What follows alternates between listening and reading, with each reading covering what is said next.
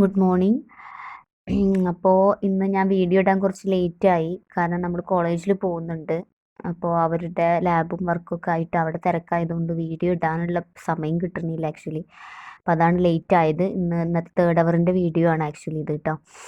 അപ്പോൾ നമ്മൾ ലാസ്റ്റ് ക്ലാസ്സിൽ എടുത്തിട്ടുണ്ടായിരുന്നത്, ലാസ്റ്റ് വീഡിയോയിൽ നമ്മൾ ഡിസ്കസ് ചെയ്തിട്ടുണ്ടായിരുന്നത് ആട്രിബ്യൂട്ട്സ് ആയിരുന്നു. ഡിഫറെൻറ്റ് ടൈപ്സിലുള്ള ആട്രിബ്യൂട്ട്സ് ഒക്കെ നമ്മൾ കഴിഞ്ഞ ക്ലാസ്സിൽ ഡിസ്കസ് ചെയ്തു. 6 ഡിഫറെൻറ്റ് ടൈപ്സ് ആണെന്നുള്ള കാര്യം നമ്മൾ പറഞ്ഞു. ഇന്ന് നമ്മൾ പറയാനായിട്ട് പോണത് അതിൻ്റെ ബാക്കി ഭാഗങ്ങളാണ്. ബാക്കി ഭാഗങ്ങൾ വെച്ചാൽ ആട്രിബ്യൂട്ട്സ് ഒന്നല്ല, ബാക്കി കുറച്ച് ടേംസ് ഒക്കെയാണ് നമ്മൾ പറയാനായിട്ട് പോണത്. അതിലൊന്നാണ് ഡൊമൈൻ എന്ന് പറയുന്നത്. ഡൊമൈൻ എന്ന് പറയുമ്പോൾ നമ്മുടെ ഡാറ്റാ ബേസിലോട്ട് നമ്മൾ ഓരോ ടേബിൾസിലോട്ടും നമ്മൾ കൊടുക്കുന്ന വാല്യൂസിനെയാണ് നമ്മൾ ഡൊമൈൻ എന്ന് പറയുന്നത്. ഇപ്പോൾ ഫോർ എക്സാമ്പിൾ ഞാനൊരു ടേബിൾ ക്രിയേറ്റ് ചെയ്തു ഡാറ്റാ ബേസിൽ. ടേബിളിൻ്റെ പേര് സ്റ്റുഡൻ്റാന്ന് വിചാരിക്കുക. ടേബിളിലുള്ള കോളംസ് അല്ലെങ്കിൽ ആട്രിബ്യൂട്ട്സ് ഏതൊക്കെയാണ്? നെയിം, റോൾ നമ്പർ, അഡ്രസ്സ് ആണെന്ന് വിചാരിക്കുക. അതിലോട്ട് ഞാൻ ആദ്യം വാല്യൂസ് കൊടുക്കണം.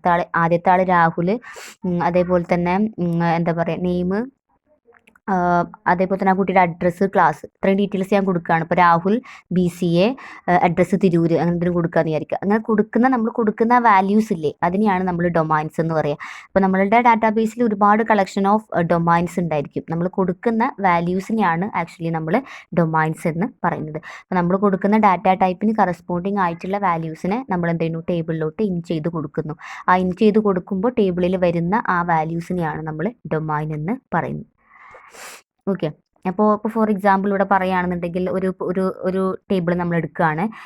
ആ ടേബിളിൽ ഇപ്പോൾ ഒരു പേഴ്സൻ്റെ ടേബിളിൽ നമ്മൾ ജെൻഡർ എന്ന് പറയുന്ന ഒരു കോളം ഉണ്ടെന്ന് വിചാരിക്കുക.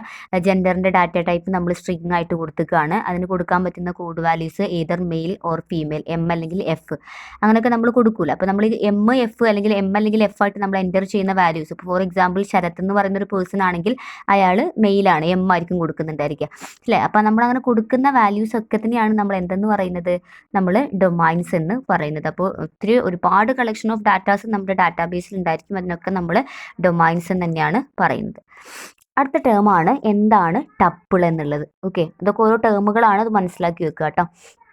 ടപ്പിൾ എന്ന് പറഞ്ഞാൽ നമ്മളുടെ എന്താ പറയുക, ഒരു ടേബിൾ നമ്മൾ എടുക്കുകയാണെങ്കിൽ ആ ടേബിളിലുള്ള ഒരു സിംഗിൾ റെക്കോർഡിനെ ആണ് നമ്മൾ എന്തെന്ന് പറയുന്നത്, ഒരു സിംഗിൾ റോ ഇല്ലേ, ഒരു റോ ഇല്ലേ, സിമ്പിളായിട്ട് റോനെയാണ് നമ്മൾ ടപ്പിൾ എന്ന് പറയുന്നത്. ഇപ്പോൾ കണ്ടോ, ഇതൊരു ടേബിളാണ്. ആ ടേബിളിൽ ഇങ്ങനെ മുകളിൽ കാണുന്നതൊക്കെ ആട്രിബ്യൂട്ട്സ് എന്ന് പറയും, അല്ലെങ്കിൽ കോളം നെയിംസ് എന്ന് പറയും അല്ലേ. നമ്മൾ വെർട്ടിക്കലായിട്ട് കാണുന്നതൊക്കെ ആട്രിബ്യൂട്ട്സ് ആണ് അല്ലെങ്കിൽ കോളംസ് ആണ്. ഇപ്പുറം താഴെ കാണുന്നില്ല, റോ ആയിട്ട് കാണുന്നില്ലേ, അതിനൊക്കെ നമ്മൾ പറയുന്നത് ടപ്പിൾസ് എന്നാണ് കേട്ടോ. ഓക്കെ, അപ്പോൾ കോളത്തിനെ നമ്മൾ ആട്രിബ്യൂട്ട് എന്നും പറയും, അതേപോലെ തന്നെ റോസിനെ നമ്മൾ എന്തെന്നും പറയും, ടപ്പിൾസ് എന്നും പറയും. ഇതൊക്കെ ഡാറ്റാബേസ് ടേംസ് ആണ്, ഇതൊക്കെ മനസ്സിലാക്കി വെക്കുക. ഡൊമൈൻസ് എന്ന് പറഞ്ഞാൽ നമ്മൾ ഈ ടേബിളിലോട്ട് കൊടുക്കുന്ന വാല്യൂസിനെ നമ്മൾ ഡൊമൈൻ എന്ന് പറയും. ഈ ടേബിളിൻ്റെ കോളം നെയിംസിനെ നമ്മൾ ആട്രിബ്യൂട്ട്സ് എന്ന് പറയും. അതേപോലെ തന്നെ നമ്മൾ ടേബിൾസിൻ്റെ റോസിനെ നമ്മൾ ടപ്പിൾസ് എന്നും പറയും. ഇതൊക്കെ നമ്മളുടെ ഡാറ്റാബേസ് ടേംസ് ആണ്, മനസ്സിലാക്കി വെക്കുക. അപ്പോൾ അതാണ് ടപ്പിൾ എന്ന് പറഞ്ഞിട്ടുണ്ടെങ്കിൽ. അടുത്തത് EER ആണ്, that is enhanced entity relationship model എന്നാണ് EER എന്ന് പറഞ്ഞിട്ടുണ്ടെങ്കിൽ. Or extended entity relationship model എന്ന് പറയും. ഒന്നുകിൽ എൻഹാൻസ്ഡ് എൻറ്റിറ്റി റിലേഷൻഷിപ്പ് മോഡൽ എന്ന് പറയും, അല്ല എന്നുണ്ടെങ്കിൽ എക്സ്റ്റെൻഡഡ് എൻറ്റിറ്റി റിലേഷൻഷിപ്പ് മോഡൽ എന്ന് പറയും. ഓക്കെ, ഇത് ആക്ച്വലി നമ്മളുടെ ER ഡയഗ്രം ഉണ്ടല്ലോ, അതായത് എൻറ്റിറ്റി റിലേഷൻഷിപ്പ് മോഡൽ നമ്മൾ പറഞ്ഞതല്ലേ ഡീറ്റെയിൽഡ് ആയിട്ട്, അതിൻ്റെ ഒരു ഹയർ വേർഷൻ, ഒരു എക്സ്റ്റെൻഡഡ് വേർഷൻ ആണ് ആക്ച്വലി EER എന്ന് പറഞ്ഞിട്ടുണ്ടെങ്കിൽ. ഓക്കെ, അപ്പോൾ EER എന്താണ്, extended version of ER diagram.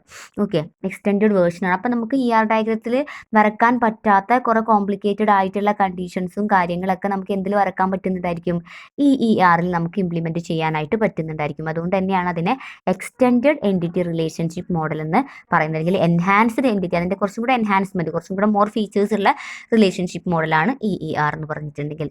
Okay, അപ്പോൾ മെയിനായിട്ട് EERൽ നമുക്ക് ചെയ്യാനായിട്ട് പറ്റുന്നത് sub class super class relations ഉണ്ടല്ലോ. അപ്പോൾ നമുക്ക് ഒരിക്കലും എൻറ്റിറ്റി ER ഡയഗ്രത്തിൽ നമുക്ക് സബ് ക്ലാസ് സൂപ്പർ ക്ലാസ് റിലേഷനൊന്നും നമുക്ക് വരച്ച് കാണിക്കാനായിട്ട് പറ്റില്ല. പക്ഷെ നമുക്ക് EERൽ നമുക്ക് എന്ത് ചെയ്യാൻ പറ്റും, sub class super class relations ഒക്കെ നമുക്ക് ഇംപ്ലിമെൻറ്റ് ചെയ്യാം. അത് ആ ഇംപ്ലിമെൻറ്റിന്, ആ ഒരു സബ് ക്ലാസ് സൂപ്പർ ക്ലാസ് റിലേഷനെ നമ്മൾ 2 കാറ്റഗറി ആയിട്ടാണ് പറയുന്നത്. ഒന്ന് സ്പെഷ്യലൈസേഷൻ എന്നും പറയും, ഒന്ന് ജനറലൈസേഷൻ എന്ന് പറയും. 2 കോൺസെപ്റ്റുകളാണ് related to subclass superclass relation. നമ്മൾ സബ് ക്ലാസ് ക്ലാസ്സിൻ്റെയും സൂപ്പർ ക്ലാസ്സിൻ്റെയും റിലേഷൻഷിപ്പ് നമ്മൾ കാണിക്കുമ്പോൾ നമ്മൾ പറഞ്ഞിരിക്കേണ്ട രണ്ട് കോൺസെപ്റ്റുകളാണ്. ഒന്ന് എന്താ പറയുക, സ്പെഷ്യലൈസേഷനും അതേപോലെ തന്നെ ഒന്ന് ജനറലൈസേഷനും. ഓക്കെ, അപ്പോൾ നമ്മൾ ഈ സ്പെഷ്യലൈസേഷനും ജനറലൈസേഷനും ഒക്കെ നമുക്ക് എന്തിൽ ഇംപ്ലിമെൻറ്റ് ചെയ്യാൻ പറ്റും? EERൽ ഇംപ്ലിമെൻറ്റ് ചെയ്യാനായിട്ട് പറ്റും. പക്ഷേ നമുക്കതൊരിക്കലും ER ഡയഗ്രത്തിൽ ഇംപ്ലിമെൻറ്റ് ചെയ്യാനായിട്ട് സാധ്യമല്ലായിരുന്നു. അപ്പോൾ ഈ സ്പെഷ്യലൈസേഷനും അതേപോലെ തന്നെ ജനറലൈസേഷനും എന്ത് റിലേറ്റഡ് ആയിട്ടുള്ളതാണ്? സൂപ്പർ ക്ലാസ് സബ് ക്ലാസ് റിലേഷനെ കാണിക്കാൻ അത് തമ്മിലുള്ള റിലേഷൻഷിപ്പിൽ വരുന്ന രണ്ട് കോൺസെപ്റ്റുകളാണ് ഇത് രണ്ടും കേട്ടോ. അപ്പോൾ ഇത് രണ്ടും നമുക്ക് ERൽ റെപ്രസെൻറ്റ് ചെയ്യും. നമുക്ക് ആദ്യം എന്താണ് ജനറലൈസേഷൻ എന്ന് നോക്കാം. ഓക്കെ, ജനറലൈസേഷൻ എന്ന് പറയുമ്പോൾ എന്താ ഒരു എക്സാമ്പിൾ വെച്ചിട്ട് പറയുമ്പോൾ ഒരു ബോട്ടം അപ്പ് അപ്രോച്ചാണ്. അത് ആദ്യം മനസ്സിലാക്കുക. ജനറലൈസേഷൻ എന്ന് പറയുന്നത് ഒരു ബോട്ടം അപ്പ് അപ്രോച്ചാണ്. ഇത് താഴെ നിന്ന് മുകളിലോട്ട്, അല്ലാതെ മുകളിൽ നിന്ന് താഴോട്ടുള്ളതല്ല, താഴെ നിന്ന് മുകളിലോട്ട്. ഇപ്പോൾ ഇവിടെ roll number, name, mobile number, ഇവരിൽ നിന്നുമാണ് സ്റ്റുഡൻ്റ് എന്ന് പറയുന്ന എൻറ്റിറ്റി ഉണ്ടായിട്ടുള്ളത്. അതേപോലെ തന്നെ patient ID, name, mobile number, ഇതിൽ നിന്നാണ് പേഷ്യൻ്റ് എന്ന് പറയുന്ന എൻറ്റിറ്റി ഉണ്ടായിട്ടുള്ളത്.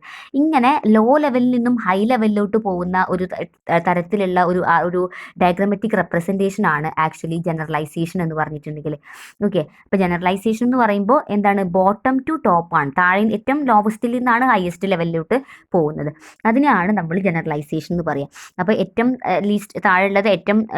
താഴെയുള്ള ലീസ്റ്റ് പ്രയോറിറ്റി ആയിട്ടുള്ള ആട്രിബ്യൂട്ട്സ്, അതിൽ നിന്നും എൻറ്റിറ്റി, വീണ്ടും ഇപ്പോൾ ഈ രണ്ട് എൻറ്റിറ്റീസിൻ്റെയും ഒരു സൂപ്പർ ക്ലാസ് ആണ് പേഴ്സൺ എന്ന് പറയുന്നത്. ഇവിടെ സബ് ക്ലാസ് ആയിട്ട് വരുന്നത് ആരാണ്? സ്റ്റുഡൻറ്റും പേഷ്യൻ്റും ആണ്. ഇവിടെ സൂപ്പർ ക്ലാസ് ആരാണ്? പേഴ്സൺ എന്ന് പറയുന്നതാണ്. കണ്ട, അപ്പോൾ ആ ഒരു നൊട്ടേഷൻ കണ്ട, ഒരു ട്രയാങ്കിളിൻ്റെ നൊട്ടേഷനാണ് ഇവർ തമ്മിലുള്ള കണക്ഷൻ കാണിച്ചിട്ടുള്ളത് ജനറലൈസേഷൻ. വിച്ച് മീൻസ് സ്റ്റുഡൻറ്റും പേഷ്യൻറ്റും പേഴ്സൻ്റെ എന്താണ്? സബ് ക്ലാസ്സുകളാണ്.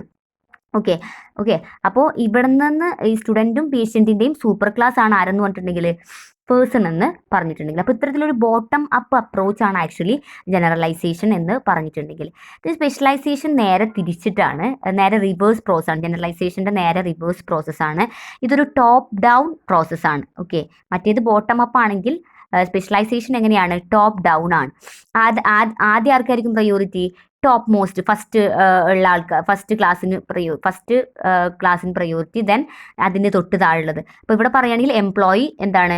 സൂപ്പർ ക്ലാസ് ആണ്. എംപ്ലോയി സൂപ്പർ ക്ലാസ്, ടെക്നീഷ്യനും എഞ്ചിനീയറും അക്കൗണ്ടൻ്റ് എന്താണ്? സബ് ക്ലാസ്സുകളാണ്.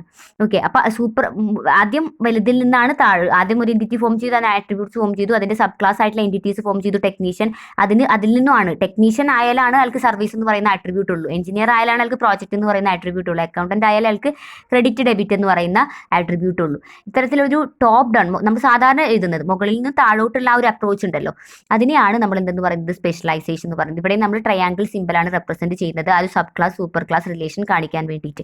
ഓക്കെ, അപ്പോൾ ടെക്നീഷ്യൻ, എഞ്ചിനീയർ, അക്കൗണ്ടൻറ്റ്, ഇത് മൂന്നും ആരാണ്? എംപ്ലോയി എന്ന് പറയുന്ന പേഴ്സൺ തന്നെയാണ്. ഓക്കെ, അപ്പോൾ എംപ്ലോയിയിൽ നിന്നാണ് ഇവർ 3 പേരും ഉണ്ടായിട്ടുള്ളത്. അതാണ് സ്പെഷ്യലൈസേഷൻ എന്ന് പറഞ്ഞാൽ. ജനറലൈസേഷൻ എന്ന് പറഞ്ഞാൽ നേരെ തിരിച്ചാണ്. Okay, bottom up അപ്രോച്ചാണ്.